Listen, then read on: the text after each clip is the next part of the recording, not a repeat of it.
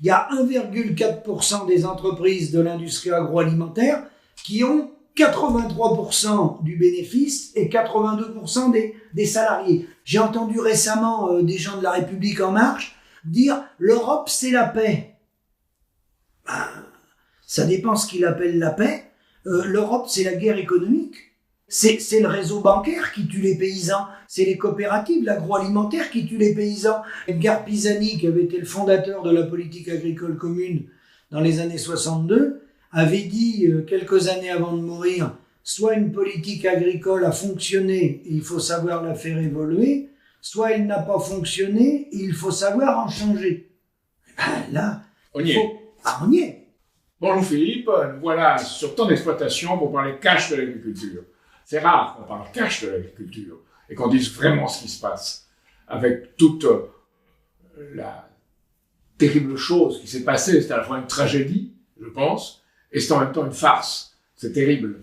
Et qu'est-ce qui s'est vraiment passé et comment en sortir? Je crois qu'on a commencé par ça pour mettre les choses sur la table dès le départ. Donc, bonjour Jacques, merci d'être venu sur mon exploitation. Donc, oui, c'est une farce qui s'est passée ces dernières semaines, qui s'est terminée comme depuis plusieurs décennies se sont terminées toutes les grandes manifestations, puisque depuis surtout les années 60, il y a une cogestion entre le syndicat FNSEA et les gouvernements successifs, gauche comme droite. Donc, au lieu d'aller au cœur du sujet, au cœur du réacteur, qui est le revenu des paysans, et retoiletter un modèle agricole vertueux pour l'environnement et qui tire l'agriculture, la paysannerie vers le haut, avec de vraies rémunérations et l'arrêt des souffrances dans les campagnes, bah, ils ont fait diversion, hein, c'est tout l'art des politiques, hein, comme tous les autres l'ont fait avant Macron, parce que ceux qui étaient avant Macron ont fait pareil.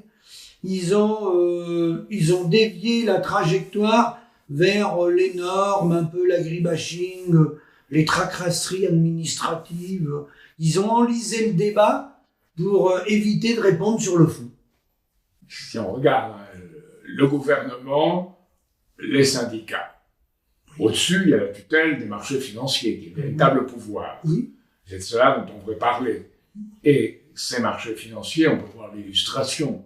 C'est Rousseau, Le Sueur, Avril et l'agrobusiness. C'est pas ce qu'on envie que le Français moyen, quand il pense à l'agriculture, ce que chacun d'entre nous pense, ce qu'est l'agriculture. Alors, qu'est-ce qu'elle est l'agriculture et pourquoi elle souffre? L'agriculture, elle souffre parce que de 45 aux années 60, il y a eu des tickets de rationnement jusque dans les années 50. Ça n'a pas été tout mal, je dirais. La FNSEA a été créée en 46. Elle est née de la CGA, de la Confédération Générale de l'Agriculture, où on a regroupé les mutuelles qui sont devenues Groupama.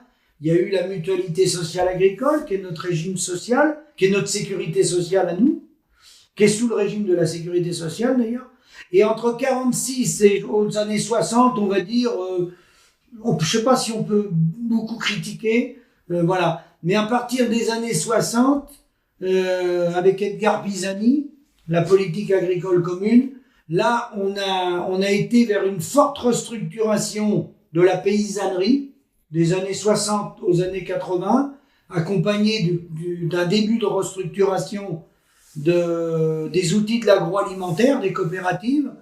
Et puis, il y avait des millions de paysans. La paysannerie avait une concurrence sur les territoires, c'est que des gens allaient travailler dans l'industrie.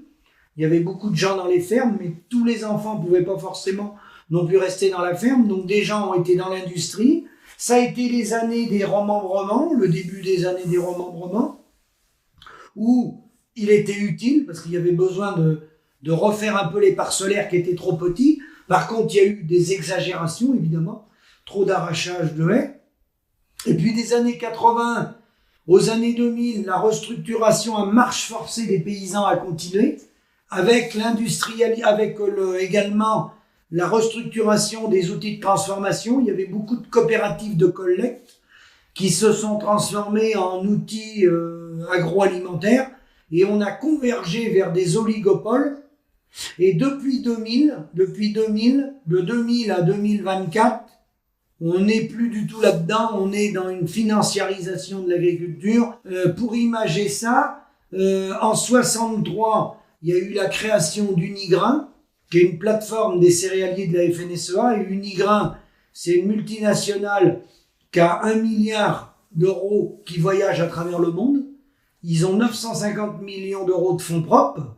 Donc ils sont sur tous les continents. Ils ont mis de l'argent dans la boulangerie, dans la restauration, dans les brioches, dans les glaces, dans tous les circuits agroalimentaires, voire même les transports, les sociétés de transport, les laboratoires. Et puis après, il y a eu les grandes étapes.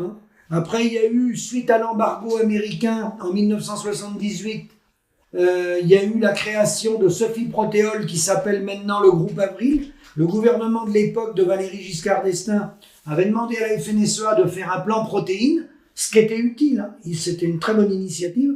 Donc à l'époque, la FNSEA a fait ce plan protéines. Ça s'appelait Sophie Protéol, ça s'appelle le groupe Avril aujourd'hui.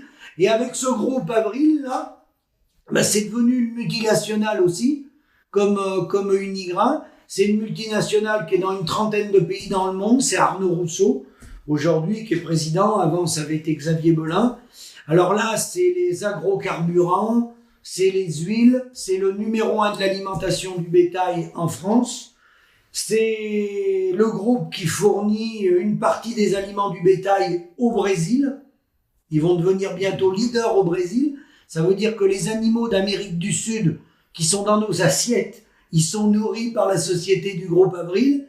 Ils nourrissent des animaux en Nouvelle-Zélande. Enfin, c'est tentaculaire, ça, le groupe Avril. Tentaculaire, avec beaucoup de cogestion avec l'État, avec de l'argent distribué pour les méthaniseurs, les agrocarburants, avec les gouvernements Juppé et autres. Et puis après, en 2000, là, pourquoi financiarisation de l'agriculture? C'est qu'à partir de 2000-2001, il y a un groupe, c'est un regroupement de coopératives, de plus de 200 coopératives, qui s'appelle InVivo. Donc InVivo, c'est les chaînes de distribution. Alors InVivo, c'est les magasins gamme verte, Delbar, Jardiland, Café de Paris. C'est dernièrement une tentative d'acquisition du groupe Casino, avec Xavier Niel, Mathieu Pigasse, Alexandre Zouhari, des financements croisés avec les barbares de Wall Street, KKR, etc. Donc, une start-up d'InVivo qui est rendue au sommet de Davos. Donc là, on n'est vraiment plus du tout dans la paysannerie. On est dans une financiarisation de l'économie, comme c'est dans l'industrie, je dirais. Comme ça peut être dans le pétrole ou dans... On est devenu une économie comme les autres. Alors, je vais essayer de résumer l'histoire. On est en 1900, disons 59-60. Oui. Ma cousine Colette et son mari ont 5 ou 6 vaches. Oui. Pour pouvoir continuer à vivre et avoir suffisamment de revenus, ils doivent en avoir 10, ils doivent en avoir 15, 20, 30. Pour ça, ils doivent emprunter. Ils ont emprunté. Ils arrivent à un moment où ils ont 50, 100 vaches. Voilà. Pour eux, ça marche. Oui. Et après, il arrive à quelque chose d'autre. Ils ont ces 100 vaches, ils doivent continuer. Et à ce moment-là, le prix de ce qu'ils vendent n'est plus rémunérateur. Non. Ils ont la crise. Qu'est-ce qui leur arrive à eux? Et qu'est-ce qui arrive aux grands céréaliers de la Beauce ou aux fermes des 1000 vaches ou des 500 vaches ou des 300 vaches qu'on a vu apparaître après? Qu'est-ce qui arrive? Eh ben, la situation d'aujourd'hui, c'est que 80% des agriculteurs gagnent moins du SMIC brut, chiffre INSEE et MSA, Mutualité Sociale Agricole, et 20% gagnent plus du SMIC, gagnent 2000, 3000, 4000 et plus mensuels. Et bizarrement, dans les 20% qui gagnent bien leur vie, et tant mieux pour eux, ce sont des gens qui ont leur facture. C'est-à-dire qu'ils stockent, soit ils ont des céréales, ils les stockent chez eux, ou ils les stockent à la coopérative, mais ils déclenchent la vente eux-mêmes le moment opportun, ou c'est des grands vignobles qui font leur vinification. Mais alors ces gens-là font 3 métiers, quelque part. Ils sont producteurs, ils font la vinification, ils mettent en bouteille, et ensuite ils sont commerçants. Et ils passent un temps, moi j'en ai vu des céréaliers, près de Bourges, qui passaient leur temps avec leur ordinateur dans ce qui se passait sur le marché de Chicago. Tout à fait. Mais le viticulteur fait 3 métiers, producteur, vinificateur, commerçant. Le céréalier fait 3 métiers aussi. Il produit, il stocke et après il a sa casquette de commerçant sur ordinateur. Et on retrouve dans les 20% des gens, j'arrondis, hein, après on peut trouver ici ou là, quelques fermes qui transforment des yaourts, ou le comté par exemple, le comté ou le maroilles, des gens qui transforment aussi, qui peuvent être dans ce créneau-là au-dessus de 2000 euros. Mais alors après les 80%, eh ben c'est intéressant, parce que les 80%, ils font pas leur facture. C'est la coopérative, l'industrie agroalimentaire qui fait la facture. Qui gère les volumes, qui gère les vides sanitaires, qui gère les importations et qui gère les exportations. Et donc du coup, de mon grand-père, où on est ici, on est dans la maison de mon grand-père, en 1953, il élevait une famille de 5 enfants avec 5 hectares et 5 vaches. Donc mon père a pris en 53, jusqu'en 88, il a élevé une famille de 5 enfants avec 30 vaches laitières, il a élevé sa famille. Et moi, j'ai plus d'une centaine d'hectares, j'ai 2 enfants, et l'endettement n'a aucune commune mesure avec mon grand-père et mon arrière-grand-père, puisque des années 80, sur la moyenne de la ferme France, il y avait un endettement de 50 000 euros par exploitation. On est aujourd'hui à 250 000 euros. Alors, ce qui s'est passé, c'est que moi comme les autres, hein, le monde agricole, je produis 30 fois plus que mon grand-père. C'est-à-dire que mon grand-père avait 5 vaches, moi j'en ai 80 ou 85 ou 90. Mais à côté de ça, mon grand-père il faisait des vaches. Mais moi à côté de ça, je suis capable de faire du maïs, de vendre du maïs, de vendre du blé, de faire de la viande bovine. Enfin, je veux dire, on a fait des gains de productivité multipliés par 30. Et tous ces gains de productivité-là sont tombés dans la poche de l'industrie agroalimentaire, les intermédiaires, puis en bout de parcours, la grande distribution. Voilà. Alors, si on regarde en perspective sur cette époque-là, comment on s'est fait cette transition dans l'agriculture, ce que tu dis aujourd'hui, c'est qu'à peu près sans les subventions, sans la PAC, sans tout ça, c'est pour ça qu'on dit que les agriculteurs sont assistés, seuls, moins de 10%, 6, 7, 8, 10% pouvaient survivre. Pourquoi, comment, qu'est-ce qui s'est passé et pourquoi on les a mis sous dépendance et comment ça s'est fait? Alors, ce qui est important qu'il faut que je rajoute dans le schéma que j'ai dit, aujourd'hui un endettement moyen de 250 000 euros par exploitation, un âge moyen de 51 ans et 4 mois, les conditions de travail sont meilleures que nos parents et nos grands-parents. Parce qu'il y a le progrès, il y a des robots de traite, il y a des tracteurs modernes, il n'y a plus cette charge, la charge physique est moins dure. Encore plus dans la vigne. Comme mes grands-parents, dans la vigne, ça c'est bon, alors c'est encore dur, le maraîchage est dur. La taille de la vigne l'hiver encore, aux intempéries et tout, c'est encore physique. On va pas dire que c'est pas physique. Mais c'est moins dur physiquement qu'étaient nos parents, nos grands-parents. Par contre, la charge mentale, ramenée sur chaque individu, elle est terrible. La pression bancaire sur chaque individu. C'est-à-dire on est moderne, mais on a une charge mentale, ça pète les plombs. Et ce que tu as dit, je pense, très important, c'est que cette charge mentale n'est pas seulement vécue comme personnelle, elle est vécue comme la suite de toute une histoire familiale dans laquelle on est arrivé là. Oui. Pourquoi il y a plus de suicides? Il y en a plutôt 2 par jour, ça on le sait, dans le monde agricole, plus que chez un boulanger, un maçon, un plombier ou un patron de PME. C'est tout simplement parce que la plupart des agriculteurs, ils l'ont pris derrière leurs parents, grands-parents. C'est des fermes familiales, de génération en génération. Et les parents sont cautions, les parents ont souvent gardé des parts dans les bâtiments, dans les terres, voire les frères et sœurs ont des parts quand les parents ont fait les partages dans le foncier, dans les terres, à travers des GFA, groupements fonciers agricoles. Et quand l'agriculteur il voit qu'il va déposer le bilan, il va retourner l'arme contre lui, parce qu'en déposant le bilan, il va entraîner sa famille. Il va entraîner ses parents qui sont cautions ou qui ont des parts dans la société ou dans les terres. Il va entraîner ses parents et il va se dire mon grand-père a bien vécu dans la ferme, mon arrière-grand-père, mon père, etc. Et moi, je dois aller déposer le bilan. Donc en fait, c'est de ma faute. Donc il va se détruire parce qu'il va entraîner sa famille, l'affection familiale. C'est ce qui pousse cette charge mentale, cet endettement moyen de 250 000 euros avec des revenus quand même un peu plus de 40% en dessous du RSA, qui est à 599 euros aujourd'hui, des agriculteurs avec la prime d'activité.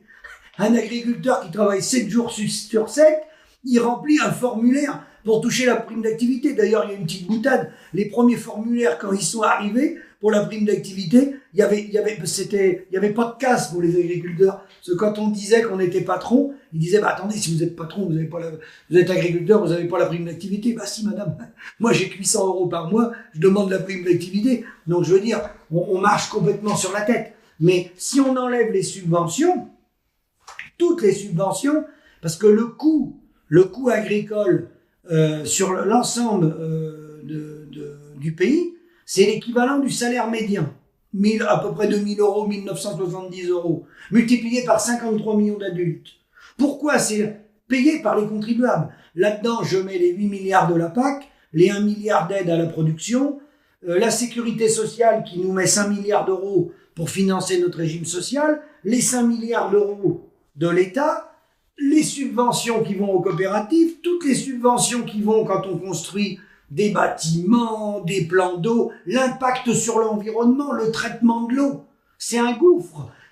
La vraie question, c'est que le prix dans quoi on vend ce qu'on produit n'a plus rien à voir avec ce qui permet de vivre. Il est complètement déconnecté. Alors pourquoi on a mis en place toutes ces subventions-là? C'est parce qu'à partir... Alors avant 92, ils subventionnaient ce qu'on appelle les organismes stockeurs. Donc pour faire vite, c'était les grosses coopératives et les entreprises privées qui avaient des subventions pour être compétitifs sur les marchés internationaux. Et à partir de 92, ils ont encore des subventions, mais il y en a une partie qui a été détachée pour les agriculteurs et qui a été ramenée sous forme de prime PAC à l'hectare. Chaque hectare de terre touche une prime. Hein? Et ça a été destiné pour nous emmener sur les marchés mondiaux contre les Américains, les Indiens, les Chinois, tout ça. Donc le but du jeu, c'était de baisser les prix au maximum, la théorie de Ricardo des avantages comparatifs, et de nous envoyer sur les marchés mondiaux. Alors après, c'est en fait, quand les gens disent... De vous doper pour que vous ayez les avantages apparemment comparatifs. Voilà, j'entends souvent des politiques dire, j'ai entendu récemment des gens de la République En Marche dire « l'Europe c'est la paix ». Ben, ça dépend ce qu'il appelle la paix. L'Europe, c'est la guerre économique. Parce qu'on se tue entre nous. Quand il y a 2 suicides par jour, quand il y a autant de pauvreté dans les pays européens, alors c'est pas la guerre, certes, avec des fusils, mais c'est le réseau bancaire qui tue les paysans, c'est les coopératives, l'agroalimentaire qui tue les paysans. Lorsqu'on dit on est en paix avec l'Allemagne, quand les Allemands, avec Madame Merkel, ils ont mis en place la politique de l'offre, qu'elle a développé la méthanisation, les méthaniseurs en Allemagne, pour que les producteurs, les agriculteurs allemands vendent de l'énergie à travers les méthaniseurs, ils ont trafiqué le coût de rachat du méthane au gouvernement allemand, et avec ce phénomène-là, ils ont baissé le prix des produits agricoles, puisque le type, il vendait du méthane, il pouvait vendre son lait moins cher. Donc, on a des compétitions comme ça, exacerbées, qui détruisent les paysans, parce qu'en fait, on se détruit entre nous. Parce que nous, quand on dit qu'on gagne pas notre vie, moi, j'ai des contacts avec des Allemands, des Hollandais, des Danois. Ils sont pareils que nous. C'est-à-dire qu'une année, il y en a un, il va avoir 1300 euros. On va dire, tiens, il y a 1300, moi j'ai que 1000. L'année d'après, moi j'ai 820.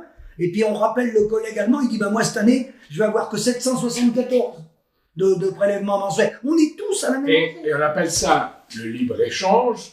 Et en réalité, c'est un libre-échange avec des monopoles. Tu avais dit quelque chose de très intéressant sur le marché du veau en Europe. Oui, au fil du temps, comme les industries, les coopératives, les industries agroalimentaires se sont regroupées en oligopoles, donc d'ailleurs un journaliste m'avait fait une réflexion il y a une dizaine d'années au Salon d'agriculture, il m'avait dit cette économie ultralibérale, si vous voulez être en rapport de force autour de la table, il y a 4 centrales d'achat, il y a quelques oligopoles de l'agroalimentaire, faudrait que vous soyez 4 autour de la table. Un ferait les céréales, l'autre ferait la vigne, l'autre l'élevage, l'autre le maraîchage et l'autre l'horticulture. Vous venez à 5, il y a 5 fermes en France, et puis vous dites, bah voilà, on est 5, moi j'ai le vin, l'autre il a toutes les volailles, l'autre, et puis voilà, alors qu'est-ce qu'on fait? Voilà. Donc là, on est dans la débilité, là. Mais là, c'est la perte du sens du collectif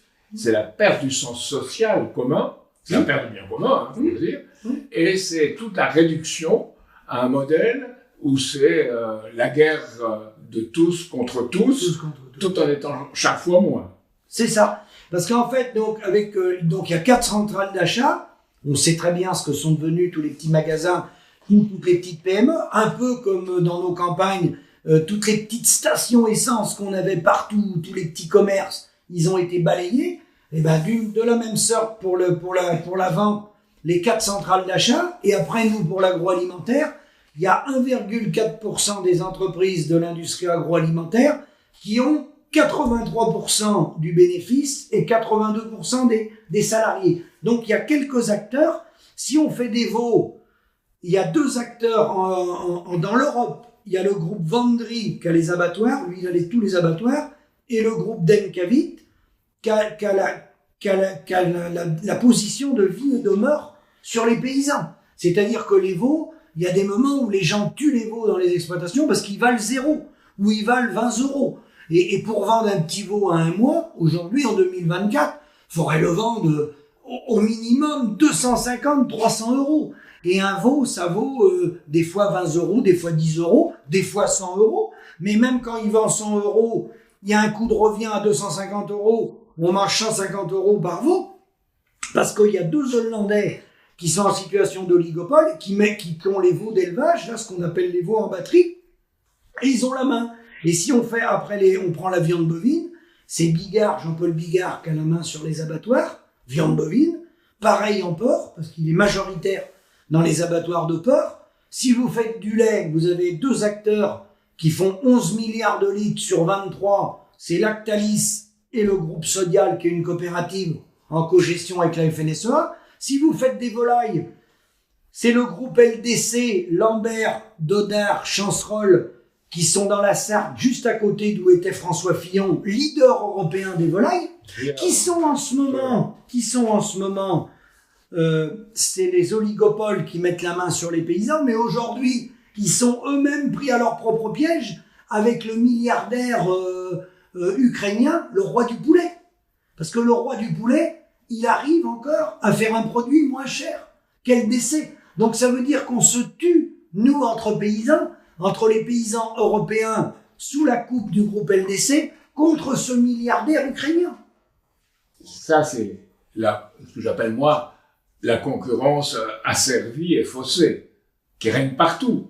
Elle règne entre les pays européens et le reste du monde, elle règne tout autant au sein de l'Union européenne. Oui, parce que il y a beaucoup contrairement, on dit les produits viennent de l'autre bout du monde, il n'en vient. Ils servent de produits d'appel, ils servent de produits de référence. Parce qu'en fait, dans cette économie mondialisée, ce qu'a tué les paysans, moi je le dis toujours, alors c'est pas, on peut discuter sur les normes, c'est normal d'harmoniser les normes, ça là-dessus tout le monde est d'accord.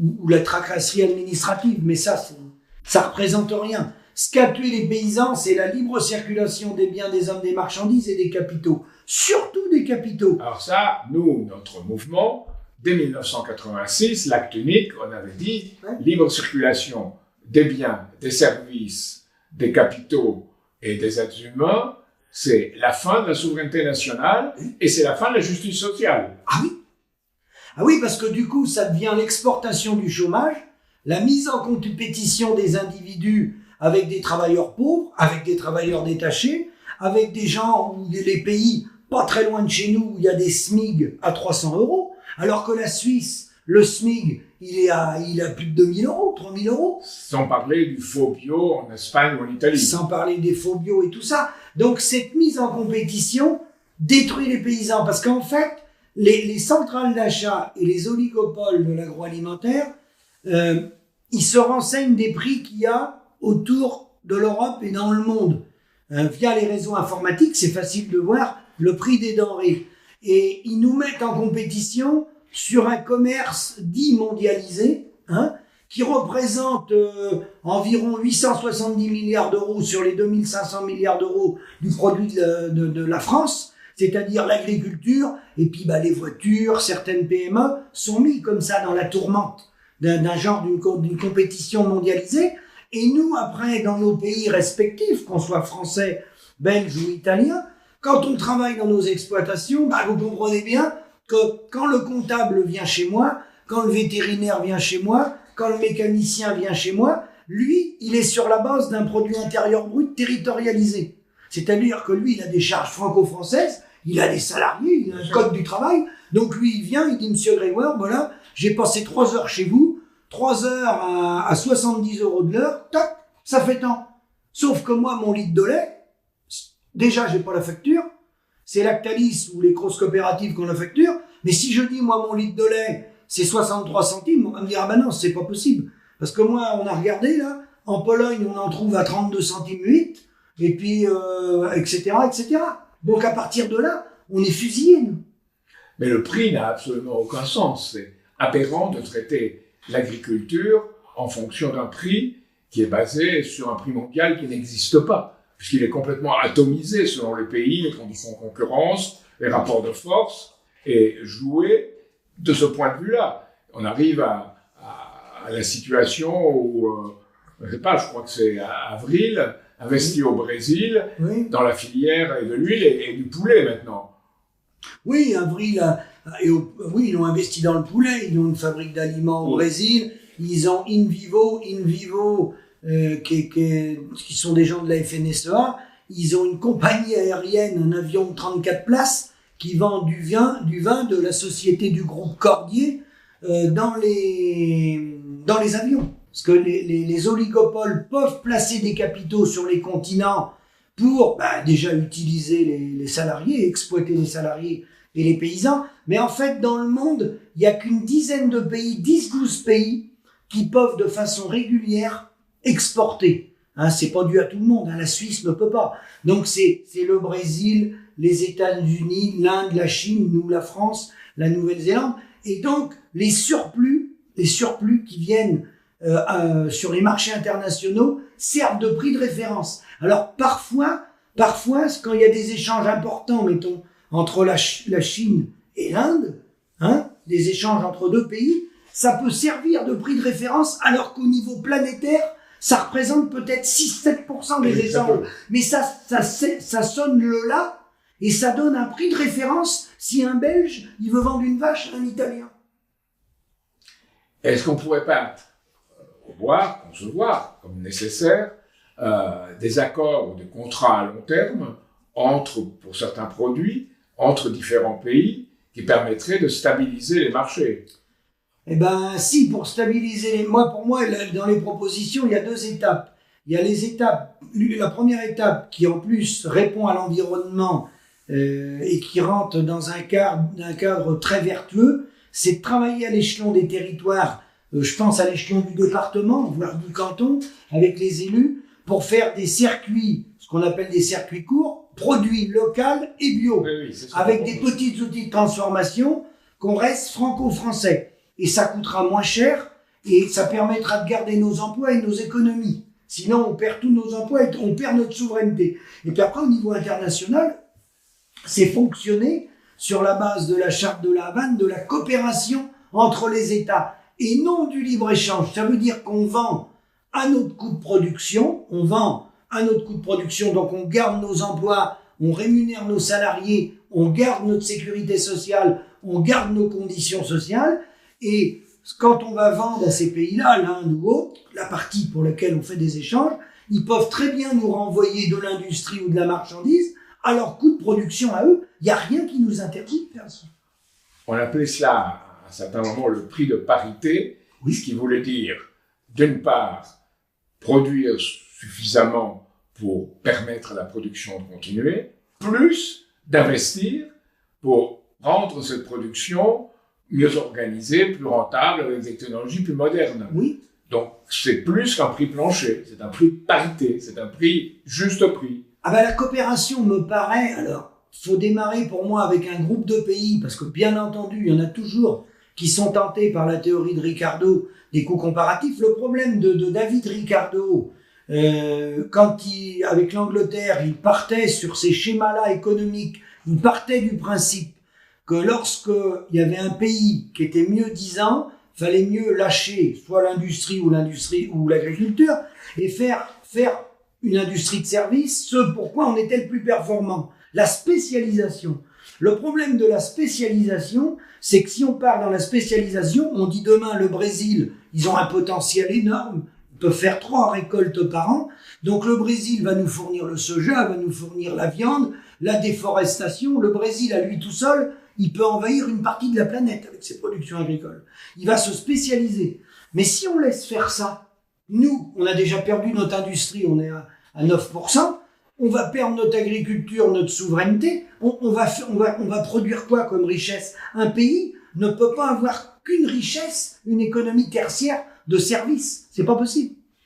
Et c'est là que l'économie doit se situer dans ce contexte, et l'écologie, elle aussi. Parce qu'on ne peut pas penser l'écologie comme quelque chose qu'on imposera de la même façon partout. Non. C'est absurde. Et on ne peut pas penser non plus à ne pas tenir compte des conséquences de ce qu'on fait dans la production. Les agriculteurs sont les premiers écologistes, quelque part. Ce qu'il faut pour que les agriculteurs répondent présents à l'entretien de la nature, ne jamais oublier que les agriculteurs, ils nourrissent la population et ils entretiennent la nature gratuitement. On a 27 millions d'hectares à la PAC, on a 3 millions d'hectares de landes et on a 1 100 000 hectares en friche. En friche. Ils sont en friche parce qu'il n'y a plus de rentabilité économique. Et c'est vrai dans tous les pays européens, hein. Et en fait, on manque pas de surface quand ils disent qu'est-ce qu'on va devenir, on pourra plus nourrir la France ou plus nourrir le monde. Dans le monde, on cultive que 5 milliards d'hectares. Oui, il y a le potentiel. Il y a la République démocratique du Congo, où il y a 50 millions d'hectares qui sont pas cultivés. Il y a la Russie. C'est pas un problème d'espace. C'est un problème de modèle économique qui détruit le paysan. C'est pas le libre-échange libre et non faussé. C'est tout l'inverse. Il est totalement faussé. C'est un asservissement des paysans et après, par répercussion, je dirais, à la masse salariale. Parce que automatiquement, je vois le problème qu'on a aujourd'hui dans l'agriculture. Les gens disent, en agriculture, on a un problème, les Français ne veulent plus travailler, on peut plus embaucher des gens dans les exploitations, les gens ne veulent pas venir travailler, ramasser les pommes, la vendange, tout ça. C'est pas qu'ils veulent pas venir travailler. C'est que dans les autres secteurs d'activité, s'ils vont chez Bouygues, chez Vinci, dans le bâtiment, dans le secteur tertiaire, les rémunérations, elles sont bien plus alléchantes. Donc, un jeune couple aujourd'hui n'a pas espoir de travailler pendant 40 ans comme salarié dans des fermes en étant payé le SMIC. C'est pas imaginable, ça. Donc, si on veut attirer des jeunes talents, faut les rémunérer, qu'ils soient exploitants ou qu'ils soient salariés. Donc, faut redéfinir la chaîne de valeur. Et pour redéfinir la chaîne de valeur, il faut encadrer le libre-échange et ensuite, à l'intérieur des pays, faut encadrer le monopole de l'agroalimentaire et de la grande distribution. Parce que même, il faut revenir à une planification indicative dans laquelle tous ceux qui produisent et tous ceux qui consomment se réunissent et déterminent quel pourrait être un juste prix, un prix de parité, et ensuite, l'État soutient cela. Or, Egalim, que penses-tu d'Egalim par rapport à ça? Egalim, ça a été une farce. Egalim, ça n'a jamais été appliqué parce que, pour les téléspectateurs qui connaissent pas, en fait, Egalim, l'idée au départ était pas forcément, on peut pas critiquer Macron sur le lancement des États généraux de l'alimentation. Simplement, je pense qu'il était amateur dans le domaine. Il savait pas que le ministère de l'Agriculture, c'était la FNSEA. Et quand a fallu donner les prix réels du départ des exploitations pour reconnaître, parce que le but d'Egalim, c'était de dire, faut redonner de la valeur ajoutée aux paysans. Faut quand même rappeler que sur un caddie, vous faites vos courses, messieurs, mesdames, sur un caddie de 100 €, il revient 6,50 € à l'agriculteur. 6,50 €. Bon. L'agroalimentaire fait de 35 à 53% de marge et la grande distribution 18 à 20. Bon. Puis après, il y a tous les intermédiaires, la logistique. Bon. On devait partir du prix de l'exploitation. Je prends l'exemple, le lait. Le lait, c'est 63 centimes pour vivre dignement. Avec du lait. Juste prix de revient. Avec rémunération comprise. Oui, 63 centimes. La FNSEA et les interprofessions, ils l'ont donné 45. Donc déjà, et à l'intérieur des 45, après l'industrie agroalimentaire, les coopératives gérées par la FNSEA et Lactalis, ils ont détricoté ça Ils ont dit, bah oui, mais nous, vous comprenez, dans 1 litre de lait, il y a une partie qui est valorisée en beurre poudre, donc ça part à l'international, donc ça sera le prix mondialisé, 32 centimes 8. Et puis, on a 20% qu'on valorise sous forme de fromage, mais les fromages sont concurrencés par le Gouda, les marques de fromage allemand, hollandaises, donc là, on pourra pas donner 45 et tout. Donc, ils ont tout détricoté.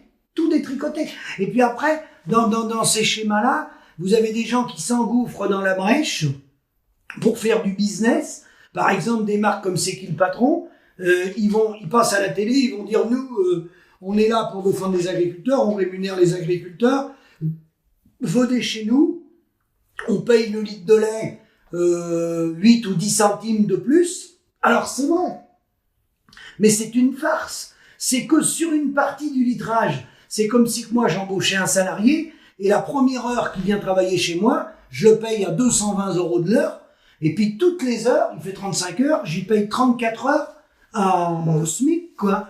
Donc, en fait, ce qu'il oublie de dire, c'est, alors déjà, tous les producteurs qui sont dans cette laiterie ne sont pas logés à la même enseigne, et c'est une petite partie du litrage. Ça peut être 4%, 6%. Alors, ça peut représenter, suivant la taille de l'exploitation, de 1000 à 2000 à 3000 à 5000 € par an. Alors, c'est bien. On va pas critiquer. C'est bien. Mais ça va rapporter plus au gars qui va monter le business qu'à la paysannerie. Parce que l'enjeu, il est pas là. L'enjeu, c'est 45-63, comme c'est au Canada. Là, 45-63, on est sur du 80 à 100 000 € par an, par exploitation. Lui, il va ramener 5 000 € peut-être, ou 4 000. Bon, bah, c'est bien. Il va passer à la télé. Tout le monde va acheter sa brique de lait.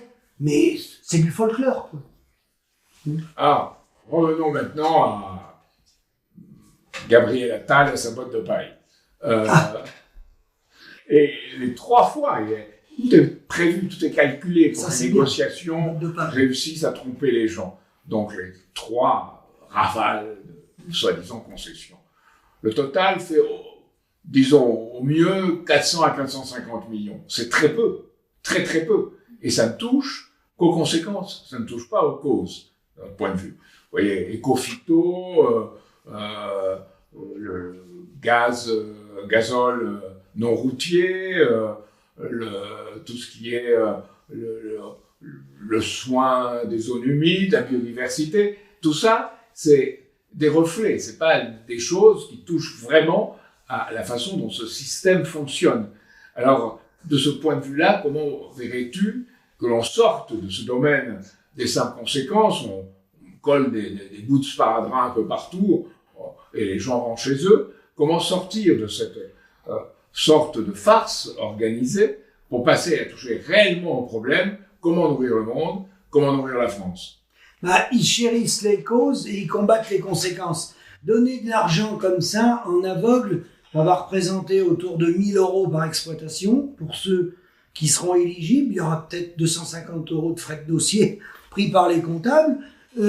Donc, ça ne répond pas du tout à la question, parce que entre les 6,50 € et les 100 € sur le panier de la ménagère, il n'y a même pas besoin de reverser d'argent à l'agriculture. Je dirais que c'est même un gaspillage d'État.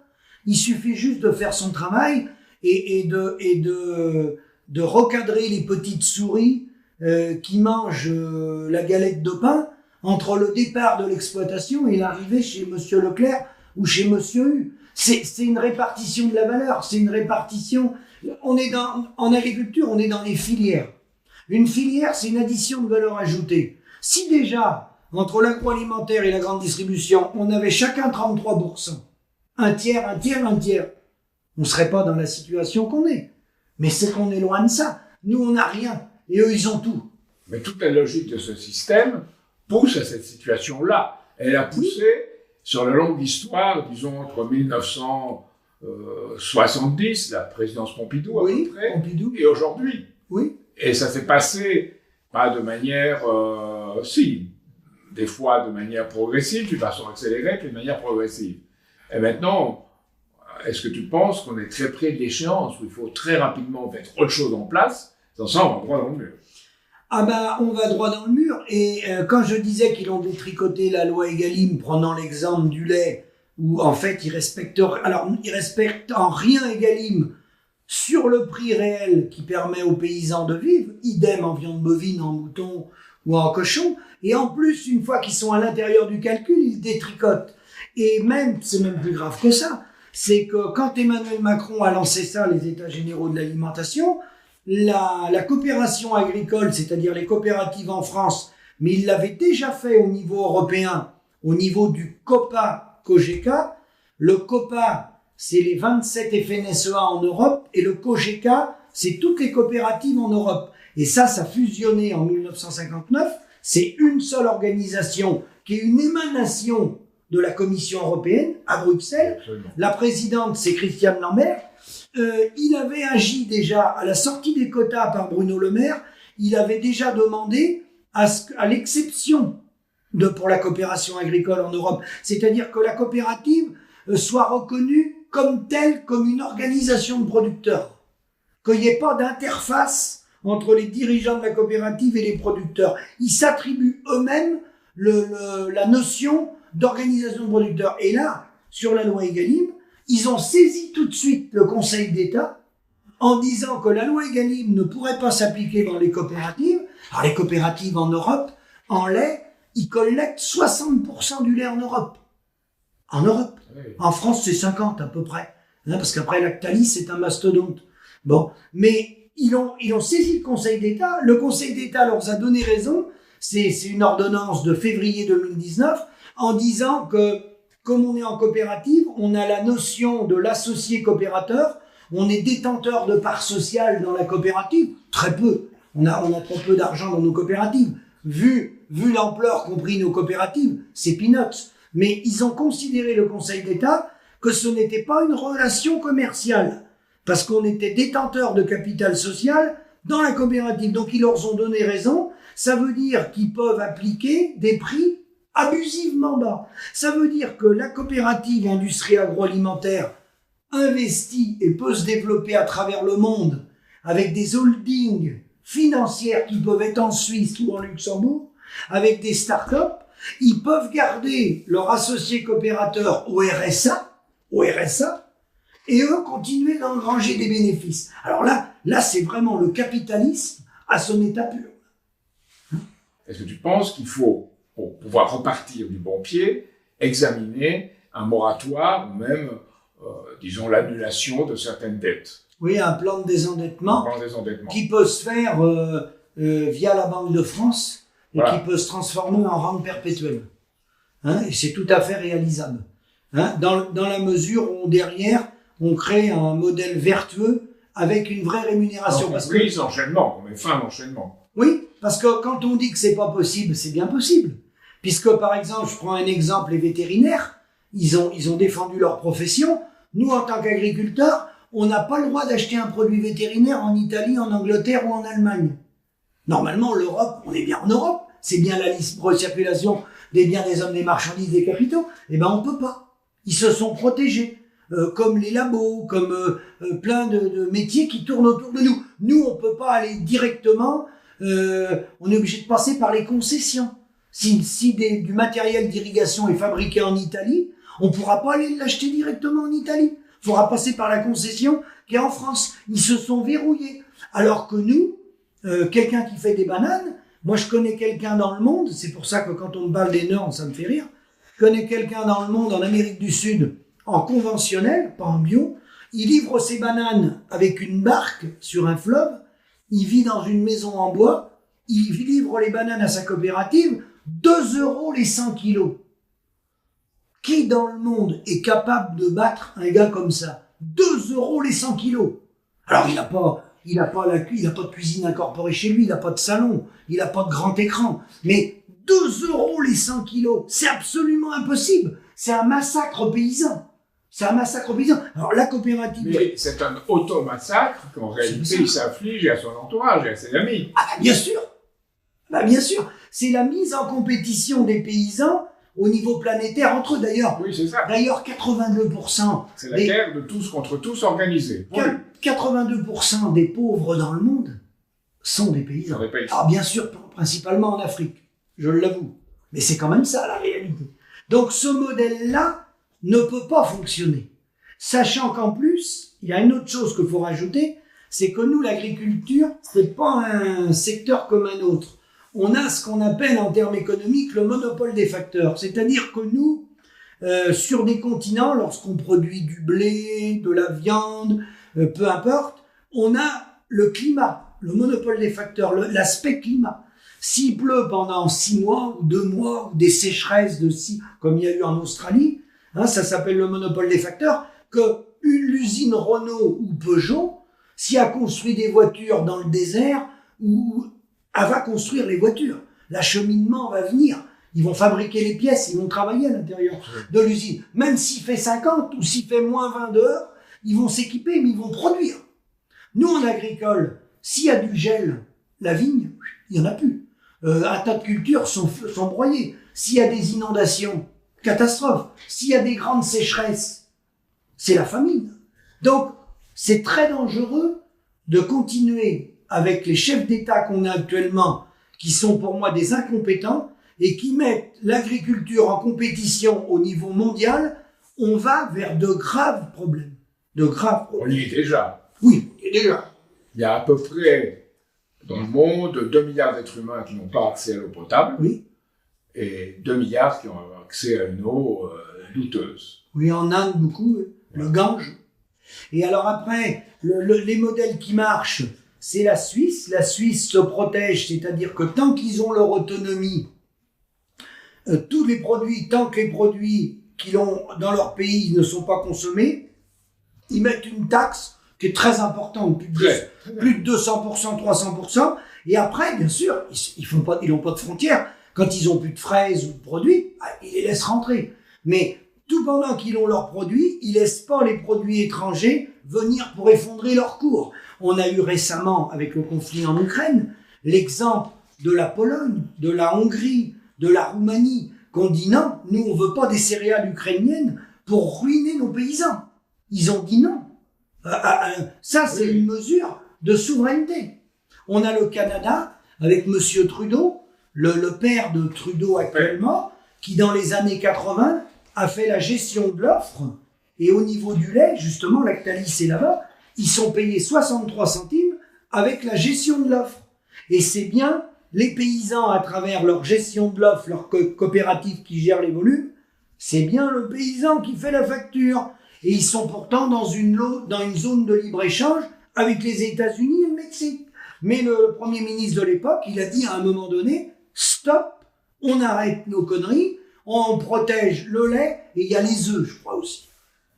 Donc, on doit partir du bon pied, c'est-à-dire que l'agriculture soit un métier qui marche parce qu'il est nécessaire à l'être humain, que le prix soit un prix qui rémunère les conditions de production et de développement, qu'il y ait un moratoire ou une annulation de certaines dettes pour remettre à flot les exploitations, et en même temps un système de modulation de protection par rapport à ce qui est nécessaire pour maintenir une production nationale qui soit le plus près possible de l'autosuffisance. Oui, de la souveraineté. La souveraineté. On appelle la souveraineté. C'est pas les paroles d'Atta, la souveraineté. Souveraineté, ça n'a rien à voir avec la réalité.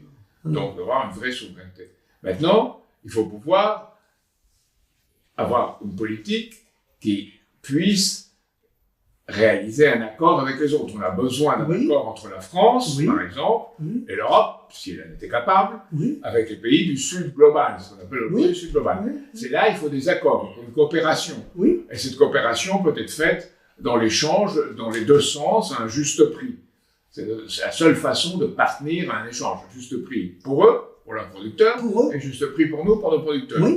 Et là, aujourd'hui, qui détient les manettes? C'est les financiers, c'est l'oligarchie financière qui détient les choses. Et les différents gouvernements, dont le gouvernement français, ne sont que le reflet de ce rapport de force auquel on consent. C'est un petit groupe de personnes, c'est la trilatérale, des gens comme ça. Et en fait, le fait d'aller comme ça sur le tous contre tous, le libre-échange, le moins-disant social et environnemental, met les gens en compétition, et en fait, ça détruit nos emplois. Parce que comme il faut qu'on baisse nos prix pour arriver à exporter ou tenir nos productions, on est quand même dépendant maintenant à plus de 30% de notre alimentation. 60% dans les moutons, 71% les fruits, 28% les légumes, 50% les poulets.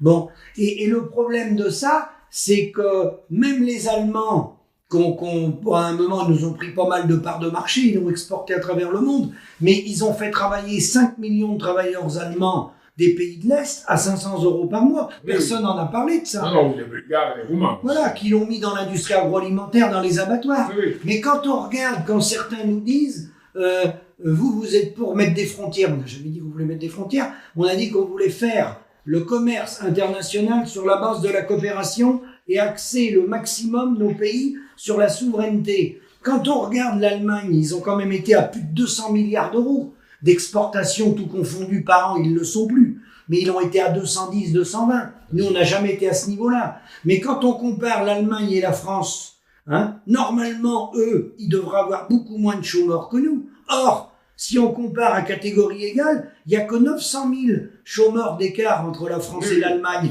Donc, avec leurs 220 milliards qu'ils ont atteints par moment de balance commerciale par rapport à nous, eux, ils auraient dû avoir peut-être 3%, puis nous 18%. Donc, ça veut dire que le libre-échange, l'exportation à tout va, n'est pas synonyme de bonne santé, parce qu'en fait, ils sont obligés... Ça veut dire que c'est pas pour le peuple et par le peuple. Mais non, parce que ça appauvrit le peuple, parce qu'il faut baisser le SMIC, faut baisser le prix et les salaires pour arriver à exporter. Alors, c'est une conférence de Michel Pébreau dans laquelle il disait à un certain moment, c'était un cercle restreint, c'est il y a quelques années, où il disait, vous savez, un SMIC bas, c'est nécessaire parce que ça permet d'exporter. Oui, donc, on a besoin d'un SMIC bas. Oui. Alors, quelqu'un a levé la main dans la salle et a dit, si je comprends bien, l'idéal, c'est une société d'esclaves, parce que là, on exportera beaucoup. Et Michel Pébreau a eu un sourire, il est allé vers la personne et il lui a dit, c'est pas ce que je voulais dire. Alors, l'autre l'a dit, mais c'était bien la conséquence de ce que vous dites. Nous pourrons en discuter plus tard. Oui. Donc, voilà, on est dans cette logique-là. Alors même si on ne veut pas consentir aux dernières conséquences de cette logique, c'est dans le vacances-cours qui est destructrice pour tout le monde. Oui. Alors qu'il faut passer à un système qui soit gagnant-gagnant. Alors après, on a un autre problème, c'est que dans les considérations économiques qui sont prises en considération par les chefs d'État, ils ont pas, lorsqu'ils sont dans les négociations internationales, ils n'ont pas d'amis, ils ont que des intérêts. Et le problème de l'agriculture, c'est qu'il le quantifie d'un point de vue économique sans tenir compte de l'entretien de l'espace des 31 millions d'hectares qu'on entretient, avec les forêts et tout cet entretien du territoire qui permet d'avoir ce qu'est la France, d'avoir le Tour de France, sa gastronomie, ses paysages et tout, ça rentre pas dans le calcul économique. Et dans le calcul économique, eux, ils regardent les 76 milliards d'euros qui est le chiffre d'affaires de la ferme France. Bon, l'industrie agroalimentaire fait 220-230 milliards d'euros sur un produit intérieur brut de 2500. Donc un chef d'État, moi j'ai entendu ça plein de fois, Sarkozy, tous, Hollande, tous, ils nous ont tous raconté ça. Venez pas nous emmerder avec vos poulets, vos vaches et votre lait. Faut mieux pour nous vendre Airbus, faut mieux vendre le TGV, faut mieux avoir Bouygues qui va prendre des parts de marché ou Vinci. Venez pas nous emmerder avec vos vaches. Et on sert de monnaie d'échange. Oui, c'est une conception absolument financière des choses, encore une fois, basée sur la monnaie. Il faut passer à un système où il y ait une base dans les accords qui soit les produits nécessaires à la vie humaine et au développement futur. Donc, il faut une véritable écologie, c'est où on mesure les conséquences de ce qu'on fait, et pas un capital financier qui capture l'écologie pour en faire un domaine nouveau de rentabilité. Parce que ça tombe dans l'escarcelle de ces gens-là. Donc, il faut qu'on crée un système. Alors, c'est à ce moment-là que l'agriculture, qui est le premier droit humain, c'est une manger. Manger. L'agriculture touche à tous les problèmes de la société d'aujourd'hui, dans le monde et en France. Parce que ça rebondit sur la santé, l'alimentation. Ça rebondit sur... L'agriculture, c'est environnement et c'est santé. Parce que ce qu'on mange, c'est ce qu'on est et c'est la santé derrière. Tout ce qui est antibiotique, tout ça, ça a un impact terrible sur la santé. Mais ça, ils veulent pas le mesurer. C'est pas... Ils veulent pas, et je crois qu'ils en sont pas capables parce qu'ils ne voient pas à plusieurs années devant eux. Ils voient l'immédiat, ils voient la logique financière qui a un profit sur un bilan de l'année ou de l'année C'est ça. d'après, maximum. C'est ça. Et pas une vision à long terme. C'est ça. Donc ils ne sont pas capables. C'est ça. Non seulement ils ont intérêt à ne pas être capables parce qu'ils sont dominés par des intérêts qui les maintiennent dans cette situation, mais eux-mêmes ont perdu l'imagination de voir le long terme. Et nous devons redonner l'imagination à un pays, à un monde. Aujourd'hui, moi, je suis convaincu que par rapport à tout ce que nous parlons sur l'agriculture, il faut une nouvelle architecture qui soit une architecture de développement économique mutuel dans le monde et de sécurité, parce que sans ça, on va tout droit à la guerre. Parce que la guerre de tous contre tous, c'est dans l'agriculture, mais c'est aussi dans la politique entre États. Ce qu'on voit aujourd'hui à Gaza, ce qu'on voit aujourd'hui en Ukraine, c'est des symptômes de cela. Donc, il faut arrêter ce monde qui est un train fou. Bien sûr. Et remettre des êtres humains au poste de pilotage. Oui, parce que de toute façon, le modèle agricole, ils ont compris, il est perfusé, donc l'équivalent du salaire médian par 53 millions d'adultes, ils ont compris que c'était un non-sens économique. 76 milliards d'euros de chiffre d'affaires. Si on regarde bien les gens qui sont capables de vivre sans subvention, c'est 5-6% des paysans, si on enlève toutes les aides. Donc c'est devenu un non-sens économique parce que le prix agricole, il est basé sur un prix d'appel mondialisé. Comme si demain on sortait un salaire mondialisé d'une infirmière, un salaire mondialisé d'un coiffeur. Je sais pas, un coiffeur, il serait peut-être à 2,70 €. Je sais pas si quelqu'un pourrait couper les cheveux à 2,70 € en Europe. Donc, on est vraiment dans un non-sens total.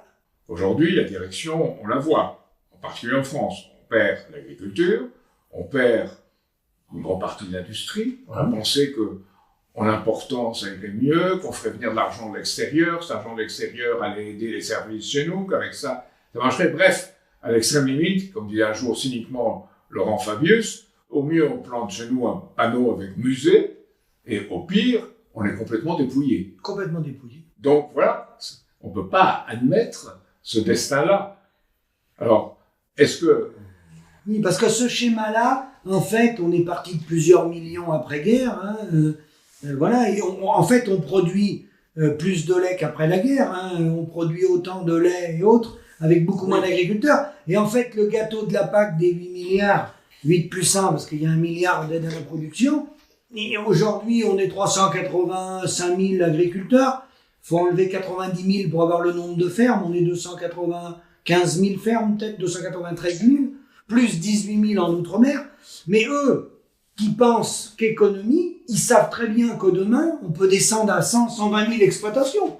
L'Union européenne, dans le dossier de l'Union européenne, il y a ça. Oui. Ils y pensent. Oui. Parce que ils ont perdu le sens des proportions qui permettent de connaître ce qu'est une réalité ou pas.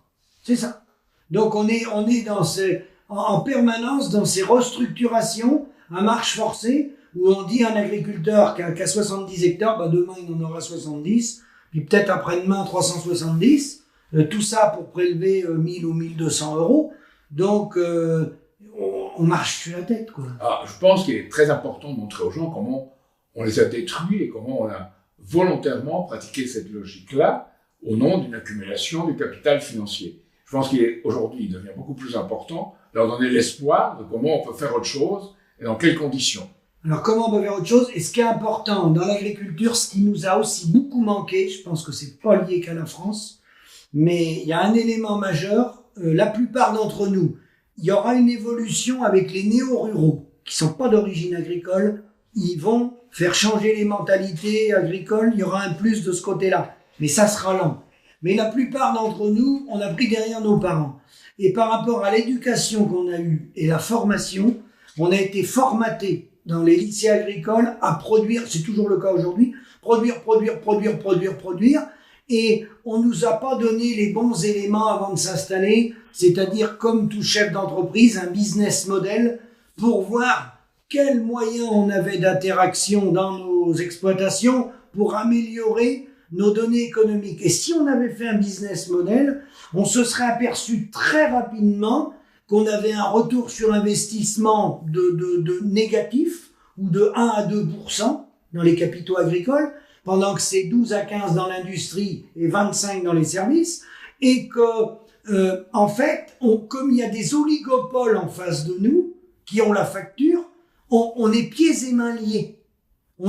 En fait, on n'est même pas des prestataires de services. Parce que, en fait, on est attaché à l'industrie agroalimentaire qui détient les abattoirs, les laiteries ou les coopératives fruitières, légumes, etc.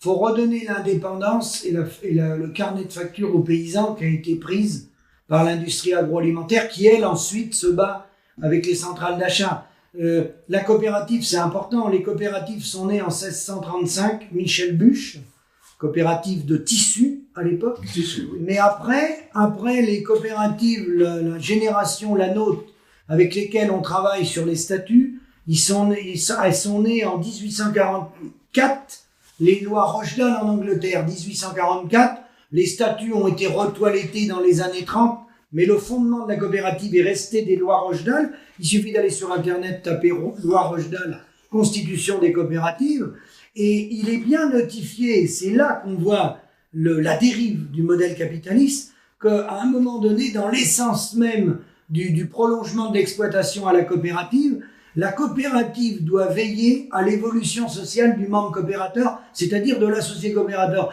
Alors moi, je dis toujours, depuis ces 30-40 dernières années, quelle est l'évolution sociale de l'associé coopérateur, du paysan, en euros constants, et quelle a été l'évolution sociale ces 40 dernières années des cadres dirigeants et des salariés de la coopérative, qui ont un niveau de vie qui s'est amélioré, et c'est tant mieux. Mais les paysans, ça a été l'esclave du système. Alors, il y a une logique qui aggrave encore cette domination du financier en France. C'est la maladie du contrôle et les divisions en catégories. Donc, si on ajoute ça au financier, on crée une situation d'étouffement. Et je pense que c'est les agriculteurs, quand ils se fixent sur les normes, c'est vrai, c'est une question importante, mais c'est pas la principale, bien entendu. Mais quand ils se fixent sur ça, ils voient cela comme des sortes de cordes avec lesquelles on les attacherait. Oui. Et ils ne supportent pas d'être attachés, alors qu'à côté, il y en a d'autres qui circulent librement. Oui, alors ça, c'est ce qu'on appelle de la concurrence déloyale qui arrive aussi dans d'autres pans de l'industrie, bien sûr. Où il n'y a pas les mêmes normes. Moi, je ferai, oui, là je suis d'accord que c'est pas normal, moi je ferai également une autre analyse qui est vraie, pas que pour la France, mais ce qu'on parle de la France, quand un pays perd son industrie, effondre son industrie et son agriculture, pour combler les emplois, malgré qu'on ait qu'autour de 28 millions de travailleurs dans la machine économique sur 37 millions potentiels, parce qu'on a du chômage et tout, on crée ce que j'appelle du travail parasitaire, parce que quand on descend les emplois industriels et qu'on descend les emplois agricoles, après c'est des emplois tertiaires. Et quand on a beaucoup d'emplois tertiaires, ils se reproduisent des contrôles eux-mêmes, ils se créent des normes eux-mêmes, ils se créent des services eux-mêmes, ce qui devient du travail parasitaire franco-français. Mais moi je pense que c'est parce qu'on n'a plus d'industrie et plus d'agriculture. Ce qui serait naturel, c'est que les producteurs et les consommateurs fassent ensemble. Ils ont le même intérêt. Oui. Or, qu'est-ce qui se passe pour que ce soit pas le cas? Qu'est-ce qu'on peut faire pour le consommateur? Qu'est-ce qu'on peut leur dire? Alors, on est en train de travailler, nous, avec, j'ai une association de collègues qui travaillent avec moi, je donne un coup de main, qui s'appelle le SAMU social agricole national, et il y a des gens dans ce SAMU social qui travaillent sur des projets alternatifs pour, à l'échelon des territoires, passer directement aux consommateurs, sur tout ce qui sera possible au niveau des produits alimentaires. Et donc, c'est en cours de projet. On va pas trop dévoiler, parce que si on dévoile les choses avant, il y en a qui nous piquent l'idée ou qui mettent des barres dans les roues. Mais on est en train de essayer de court-circuiter ces oligopoles financières pour aller directement vers le consommateur. Et on a beaucoup de consommateurs qui nous appellent pour aller dans ce sens-là. Et le message que je veux passer, c'est celui-là. Il faut garder un message d'espoir, parce que je pense qu'il y a des solutions. Faut qu'on rebondisse faut qu'on bouge, faut qu'on change notre système, notre modèle, et qu'on aille vers les consommateurs qui aujourd'hui sont des consommateurs contribuables. En fait, par leurs impôts, ils donnent l'équivalent de 1950 €, même ceux qui sont pas imposables, parce qu'avec la TVA, les impôts indirects, ils financent un modèle qui fait mourir les paysans, eux ils payent ça cher, hein, et ils entendent toujours les paysans se plaindre, ils disent ils font que de se plaindre, ils gagnent pas leur vie, nous on paye les produits chers, ils font que de se plaindre. Donc faut qu'on trouve un autre circuit. Et c'est au niveau national et au niveau des territoires ou au niveau des territoires? C'est au niveau national. National. National. Ça va se développer par département. C'est ça, mais par département. Oui, donc, mais c'est dans toute la France. Oui, dans toute la France. Et c'est déjà démarré. Mais bon, c'est discret, parce qu'il faut qu'on travaille avec aussi des élus. On peut pas faire ça seul. Hein, c'est à l'échelon des territoires, et c'est avec les collectivités. Les cantines, toute la restauration collective et tout. Il y a plein de choses à faire. Et on n'a pas besoin d'Ursula von der Leyen pour faire ça. C'est le faire ensemble. C'est le faire ensemble. Voilà, tout à fait. Tout à fait. On se reverra. On se reverra, merci. Merci beaucoup. Merci Jacques. Merci.